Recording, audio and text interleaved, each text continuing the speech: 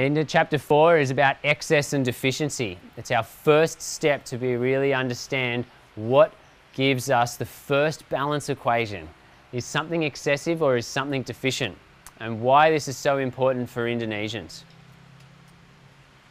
So at the top we've got excess and deficiency. So excess is more building, nourishing. It creates size and growth. Deficiency is more detoxifying, letting go, pulling things apart. Neither is right or wrong. They're just qualities of balance. So we're going to start to look at some certain qualities that fit into there so you can start to understand them more. The first one is heat and cold. So if something is more hot, then it's more excess. If something is more cold, then it's more deficiency. So the Indonesian climate would be more hot, excess. It leans towards excess easier. Compared to if you're up in Alaska, it's going to be really cold. It leans to deficiency. We could even just look at this in life. How many different animals and plants do we have growing in Alaska? Nowhere near as many as we have here in the tropics. In the tropics, we have like 80% of the life on Earth is here in the tropics. Excess, where the heat is. The next qualities we look at, fluids and dryness, two polarities here. So the more fluids we have, the more moisture, the more it leans towards excess. The more dry something is, the more it leans towards deficiency. If it's a food, if it's a body, if it's a relationship, all of these qualities count. Now, what's Indonesia dominant in? Fluids, yeah. Even when it's not raining, it's wet. There's constantly this humidity and moisture that's there. So this fluid is dominant in this society and climate here. The next qualities, so we've got toxic overload and then we've got malnutrition. So toxic overload, people think of toxins as like, oh, my car's pollution, or the nuclear radioactive plant went off. Toxins we produce all the time. Our body is producing its own toxins. If you eat too much of one food, it can produce too much of its toxins. If you just eat too much of just rice or a carrot, whatever it is, you have too much of it, it becomes toxic overload. Now, malnutrition does not necessarily mean you just only ate rice. It means a deficiency of the main building blocks. The big building blocks, so carbohydrates, proteins, fats. If we looked at the Indonesian diet, which one do you think that it dominates towards?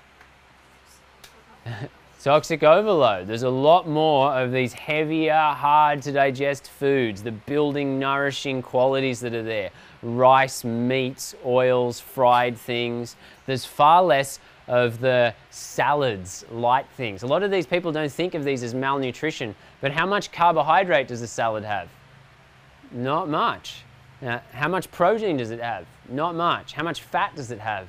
Not much. It may be nutritious in its micronutrients, specific minerals and little things inside it, but it's big things, the ones that we can easily get toxic overload if we ate too much of, they're not there very much in the salads. So we see a very big dominance towards this. The next quality is acid and alkaline. So acidic is like a pH scale. We're going to go through this more and you'll start to understand again why the Indonesian diet is dominantly acidic and why it needs to be balanced through more alkaline forming foods. So we've got these two big polarities and we can see that through every quality the Indonesian diet is lining up more on this side. That doesn't mean that it's bad, it just means that it's imbalanced. And therefore it creates more excess in the people. It creates more heat dominant conditions. Hair falling out easily. How many of you know people in Indonesia where their hair seems to be thinning and getting less? Yeah? That's something? Yeah. There's this heat dominance. That's because heat rises to the top and it burns off the hair follicles. Fluids.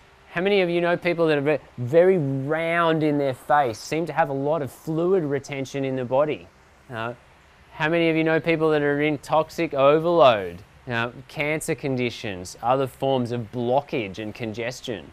It might be harder for you to know acidic, but I guarantee you that if you tested the pH of most Indonesians, it would be very acidic as well.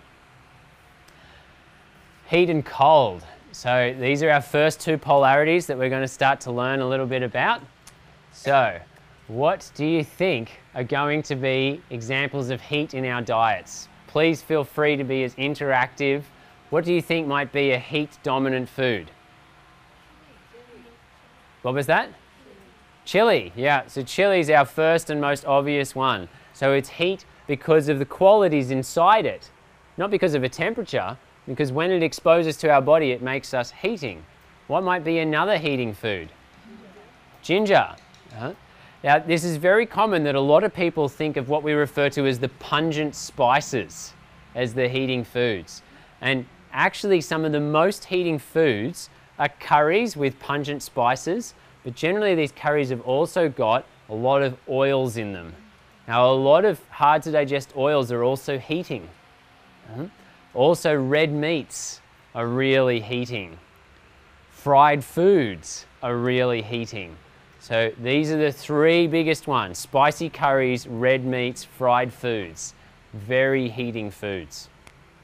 The next point, what's going to be examples of cold in our diets? Vegetables. Generally, most vegetables are cooling, and yet we still could have some vegetables that might be a little bit heating, maybe like a radish or something might be a little bit warming and heating. Can we think of anything else that might be cooling? Fruits. Now, most specifically, it's going to be our leafy greens, and the most cooling. Sweet fruits are cooling as well. These are the dominant ones to create cooling. Yet the most powerfully cooling thing is bitter medicinal herbs. So it's not something that you'll eat so much, but what's a bitter food that you could use in an Indonesian diet? Pare. Did I say that right? Yeah. So, how many of you like to eat pare? Great, yeah. So we got a good account. This really helps to counterbalance the heat, the excess, a lot of the qualities that are there. Now, all traditional cultures all around the world had lots of bitter foods that they ate with their meals. And you'll see that the more we move into the modern times, the more they disappear from our common food sources. People are eating these less and less. Especially if you go to a restaurant, chefs will be like, bitter, no, keep the bitter out of the food. People don't like bitter. Bitter is what allows you to experience more sweet. Without the bitter, your body will get clogged on the sweet. We'll learn more about what sweet really is from the Ayurvedic perspective as well. So the two types of heat for dietary balance. The first one is the thermal nature of the food. So it's like how warm something is to temperature. The second one is the qualities, the systemic qualities inside. So in traditional medicine systems, they call this the energetic qualities of the food. So what is an energetic quality? So ginger had an energetic quality of warming, chili, a lot of these pungent spices. Now, then we're going to have a little brief introduction to the 6 tastes. I've given you a full 6 medicinal taste chart in your book, so you can see these qualities of the 6 tastes, what they increase, decrease, their actions. There's also an article on my website that goes into these 6 tastes as well. It's in the appendix. You can look at it later. For now, stay focused up here, where we'll mainly go into hot and cold in relation to these 6 tastes. How does it influence this excess and deficiency straight away? So we've got 3 medicinal tastes on this side: pungent, sour, and salty. So these are the 3 tastes that are all heating to the body. So when we talked before, people were straight away thinking pungent. That means like spicy, chili, ginger. These are all pungent. Now, a lot of the ones that we forget about are like cinnamon, cumin seeds, coriander seeds, cardamom, all of these other spices as well, which also have pungent, but they're not hot. And actually, they're the ones that we should use most of the time. Chili is like the pure taste of pungent. And all of the pure tastes have an ability to imbalance the body quickly. The pure taste of sweet is sugar. So all of them have a pure taste. We try to use as much of the complex taste, mixed taste as possible. The next taste, sour. So the sour taste is like sour fruits like lemons and limes, but it's also fermentation. If something ferments like an alcohol, then it has more of this sour taste to it. So we have quite a few fermented things today to be able to bring in this sour taste into the dishes, plus limes and vinegars and misos to bring the sour taste to the dish. Salty is not just table salt, but also like your sea vegetables and meats contain a little bit of the salt. A lot of foods contain a tiny bit of salt within them. A lot of the fruits and vegetables do not contain much of it. So these are all more on the heating side. The next three tastes are the sweet, astringent, and bitter. So sweet, we're all familiar with sweet as like, oh, cakes, oh, sugar. But when we're thinking of Ayurveda and sweet, it's actually a complex taste that contains grains as well. So your rice is sweet. What a lot of people don't think of is that actually fats and oils are sweet as well. They bring in a lot of this nourishing, grounding, stabilizing qualities. Now, also proteins are sweet. Now, these are the heavy portions of our food, this sweet, slightly cooling. Astringent is a taste that we don't eat so much. To recognize it, it's more like an unripe banana. You know, if you eat an unripe banana, it makes your mouth go dry all of a sudden. It pulls the tissues together. So it makes the tissues contract and pull them together and makes them tight.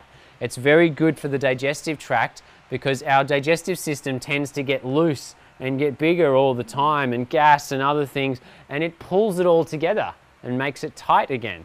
I don't suggest you eat lots of unripe bananas. I suggest that you look at the medicinal herbs that we've been missing from our diet, and we need to use some of those medicinal herbs that have a little bit of this astringent taste. You'll find a lot of the time salads, leafy greens, one of their tastes is astringent. And the last and most cooling taste is the bitter taste. So the bitter taste, as we talked about before, is often cut out from a lot of our dietary practices, yet so fundamentally important, especially for Indonesians, because if this hot was a big part of their climate and was a big part of their foods, like what have we got? We've got like fermented sauces. So your fish sauces and oyster sauces, they come under this sour taste to a certain degree. There's lots of use of salt, pungent. So the meats have got a little bit of sweet, but nowhere near as much. The rice has got a bit of sweet, but not much of this spectrum. So integrating more of those leafy greens is going to enable you to create a lot more balance there. So, do you feel that the raw food diet would be predominantly heating or cooling? Cooling, yeah, it really dominates in this end of the spectrum. To the point that if we want to create balance for the raw food diet, we have to try and integrate more of this part of the spectrum to make the balance. Okay, acid and alkaline. So these are two things from modern science where they put a spectrum from something that's the most acidic to something that's the most alkaline. They do it by numbers. So the first set of numbers that are acidic is 1 to 6. So they measure what's called the pH. The more something is closer to the 0, the more acidic it is. Anywhere where you get to either end of the spectrum, life doesn't exist very well anymore. It likes to exist in the middle. This is the neutral point, 7. Our body and our blood likes to be just alkaline. So just on this side of the spectrum, usually only right here. So still really close to the middle line. So this side of the spectrum is all alkaline. As we start to look through and understand how it relates to diet. So on this side, we've got a lot more of our meat-based proteins. Meats are very acidic, grains are quite acidic. We really need to sit in this neutral area, and a lot of the leafy greens move towards this spectrum. Coffee is around about here on the spectrum. So what foods do you feel are likely acid forming? Anyone got any guesses? So I gave you a couple examples, but anything outside of that? What's that? Sour fruits, yeah. So if we look at a sour fruit, and this is why I brought it up, because it's the most common misconception that we have with this acid and alkaline, that yes, there's acid inside the fruit, and that's something that we can test. If we tested a lemon or a lime juice, we would test it and we'd go, oh, there's acids in there, and technically it's acidic. Now this brings up the difference between acid forming and alkaline forming. How does it convert in your body is what's most important. So those lemons and limes that were acidic out here, and they actually encourage your digestive juices to make more acids, hydrochloric acid, but when they get digested into the body, they're alkaline forming. So something like a meat, it's like, oh, I test the meat and I'm not really going to get much of a pH reading, but when I digest it into the body, it makes more acid for my body. This is the most important part that we're trying to calculate when we're looking at acid or alkaline forming is the technical word. So the next one is, what foods do you feel are alkalizing? What was that? Lemon, yeah, great work. People are onto it straight away. So these lemons and limes are incredibly alkalizing. You'll see a chart in the back of the book that outlines acid forming foods and alkaline forming foods for you. So real clarity on that. It's not just the acid inside the food, it's what it does inside the body, how it is after it's digested. So we've got a list of some acid-forming foods on this side. So it's meats, eggs, dairy, fish, most grains, refined sugar, and some nuts. On the other side, we've got a list of some alkaline-forming foods, pretty much all vegetables, most fruits. We've got a couple of what they call pseudo-grains. They're almost grains, but they're technically seeds. Sprouts, soaked almonds, cold-pressed olive oil. Now, if we start to look at this, which side do you think is more excess and which side do you think is more deficient? The acid is more excess. Now, does that mean bad? That means more nourishing, building, stabilizing, growth promoting. Yeah? Now, if you were living in Alaska again, how much of these do you think might be available? It's the winter, it's the middle of winter. There's not that many of them available. Acid-forming foods are very necessary in the right time and place because they build and nourish the body. They're not bad. Yet, what's the climate here? Tropical, hot. All year round, you can get vegetables. All year round, you can get fresh fruits. So generally in this climate, we really need to lean towards this alkaline. More heat is associated with more acidity as well. So that starts to build up a lot of these acid just by being in this climate with this sort of a heat. Oh, which one we think? We know the raw food diet is going to be more alkaline forming. It's really dominant and easy to see that.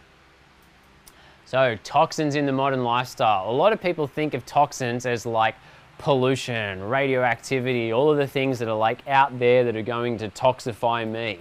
Although that's a really important part and we've got that building up everywhere, another one is smoking and drinking. These are the toxins that's like, what am I doing to myself? The negative practices that a lot of people think about with toxins. The ones that they often overlook is the next group of toxins, which are the food practices. So milling. If we mill things into flour, then the longer it's left, the more that it oxidizes and becomes harder for our body. In the modern world, flour has often got a year use by date on it. So wheat was milled at the place where it was grown and put into a bag and stored for a year. As people use it over that year, it starts to oxidize. So the processing, the frying, the roasting, excess table soap, all of these can be toxins that we're absorbing from our food.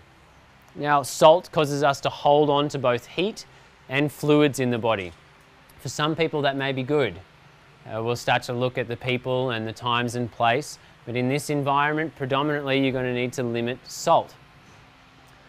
The last one that a lot of people overlook is mental stress. Mental stress is a big toxin former for our body.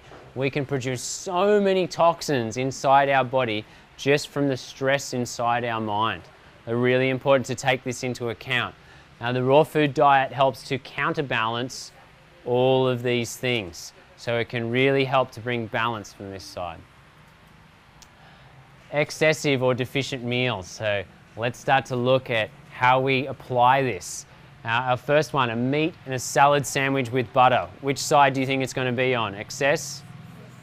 Excess, yeah. The next one, pasta. Excess. How could I make it more balanced? Vegetable dominant pasta. I could add some rocket fresh leafy green on top. What sort of oil could I use? Fresh olive oil that I put on the top. I'm going to try and limit my palm oil. Palm oil is really heavy, really hard to digest. In Ayurveda, they've known about palm oil for 2,000 years. They wrote it down. What were the properties of palm oil? They said use it for a very small amount of time, because if you use it a lot regularly, it'll block the body. The functions of the body won't work properly. They'll get blocked and congested. So try not to use too much palm oil. Yes? Coconut oil in this climate would be a better option, much better than palm oil. Especially if you can get cold pressed coconut oil, it's going to be much better again. Now, Indonesia really needs to start producing more of their own cold pressed oils. And it's the public that makes that happen, not a business. It's you going, I want it. And then a business comes in and does it. Right now, there's nowhere in Indonesia producing cold pressed sesame oil. It's like it's such a benefit. You've got so many sesame seeds, but you don't produce the cold pressed oil. There's so many good oils that you could be producing. Sunflower seed oil, there's nowhere in Indonesia producing that. So there's lots of great oils that you could be using, but it's just because they're not produced here that it then ends up so expensive to buy them. So it's the public putting out, we want that, and then a business reacts. Yeah.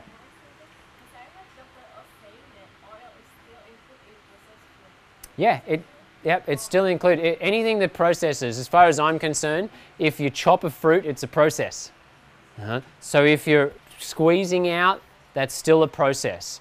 So it depends on how it's processed, then you really need to start looking at that. Anytime a food is processed, you start to use more detail on how is it processed, and it gets into whole foods are generally less likely to create excess. It's one of the things that we'll look at in here. If we're using a whole food diet, it's more likely to go towards the deficiency side. But sometimes a little bit of processing makes it more nourishing, more building.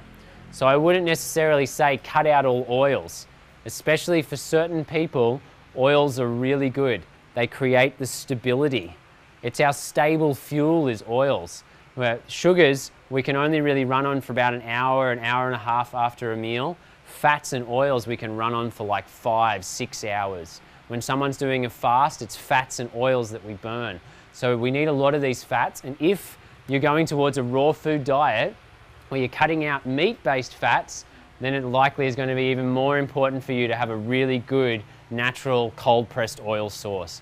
And ideally, you want to change it. You don't want to be on coconut for the whole year. You want to try and mix it up, a little bit of olive oil, sunflower oil, try and alternate a little bit.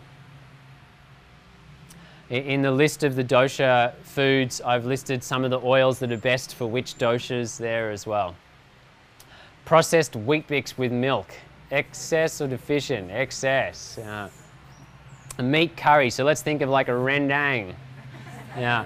Excess, so it's got peanuts, nuts, oils, red meat, yeah, all of the things that are dominant in this excess. A salad, deficient, it's going to be more on this cleansing, pulling out of the side. Smoothie, that's right, it depends. Now this is what I want you to start to look at.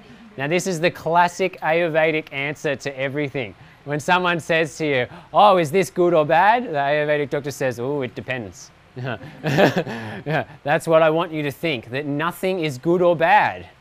It's all about the right time and the place, and you've got to ask all the questions to define the qualities, the characteristics. What is it? So what's inside this smoothie? So it's a banana smoothie with milk. It's likely to be excess. Out of the fruits, banana is still more sticky, moist, yeah? It may be sweet and a little bit cooling, but you add up all the qualities. Now it's a green smoothie, and it's got leafy greens and apple. Deficient, it's going to be more cleansing, pulling things out. How could I make that green smoothie a little bit more balanced? I might add a little bit of oil to it. So now I've got some flaxseed oil in there, or a bit of olive oil or coconut oil to make it a little bit more nourishing, to build that slow, stable release of the fuels into my day. If we just had those deficient type meals, it'd be very cleansing, but in another hour and a half you'd have to eat again. Okay, excessive or deficient diet. So the first one, do you think vegetarian is excessive or deficient? Deficient. So really, it depends. Yeah. So now they think of like Hare Krishna diet. A lot of you might not be familiar with Hare Krishnas, but they're a group of religion from India, and their diet is full of fats, oils, wheat, grains. It is so heavy and nourishing. They're all plump, they're very grounded, round faces. Now their vegetarian diet is much more towards excess. They hardly eat any fresh, like raw foods at all.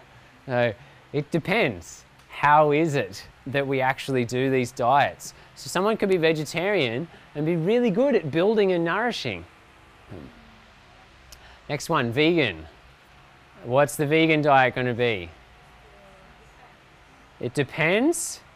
And what's it more likely to be? Deficient. What's going to make it more towards excess? What's that? Fake meat. That would be a great example. The fake meat in a vegan diet, so hard to digest. These soya-based meats, it's like, oh, we just created excess. The whole digestive system started to choke on it. It really does not work so well, a lot of these fake meat products. If you're going to be vegan, be vegan. Don't go, oh, I need to have fake meat as well. So, the next one, raw food diet. What's it going to lean towards? More excess or deficient? It's generally going to lean towards more deficiency. So how can we balance it? Fluids and oils, spices and warm foods, yeah?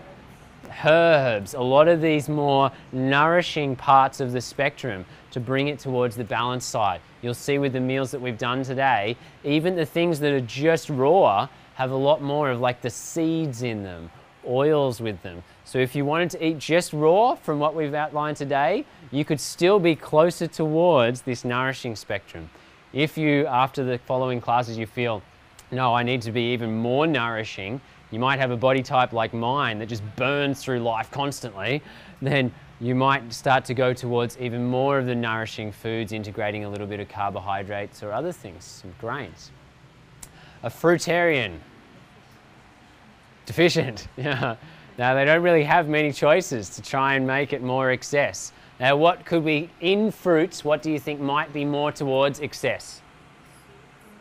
Sweet, and you've got one in the tropics that's probably the most excess fruit that I know of. Durian. Yeah. Now, if you've done any research into raw foodies, you'll generally find that the ones that are really fruitarian, they're all about durian. They love durian because it's the only thing that really grounds them down. It's the only thing that can really supply that. Another one would be avocados. So if they need to get into these fats, then they're really the only two options. Now, if you live outside the tropics though, and you're a fruitarian, avocados are only seasonal. So the rest of the year, you're on a real deficient diet. Atkins diet. Atkins diet is a fat and protein, generally meat and animal-based diet. It's really amazing at weight loss. This is a peculiar thing. It's like, oh, well, we go to this excess, and we'll get into that point in a moment. So what diet do you think it is? Atkins, lots of animal proteins, lots of fats, excess. Next one, blood type diet. Is everyone familiar that we've got 4 blood types? Do you think that the blood type diet is excess or deficient? It depends. Great work, people. We start to analyze the qualities. How is someone using the diet? The Indonesian diet. Excess. It definitely leans towards excess. We need to apply a lot of the deficiency principles to try and create balance in it. Excess leads to deficiency. So who knows of a beneficial substance that when in excess it will start to cause problems? Oil, yeah? So this is a really key one. Oils are absolutely necessary, yet if we have too much of them, they're going to start to cause problems. Anything else that we can think of? What's that? Proteins, yeah. It's a lot of these heavy, nourishing foods. They're the ones that we can imbalance the easiest. So one great example is flaxseed oil. And flaxseed oil has got a really high content of what's called alpha-linoleic acid. Now this acid needs to be converted inside the liver.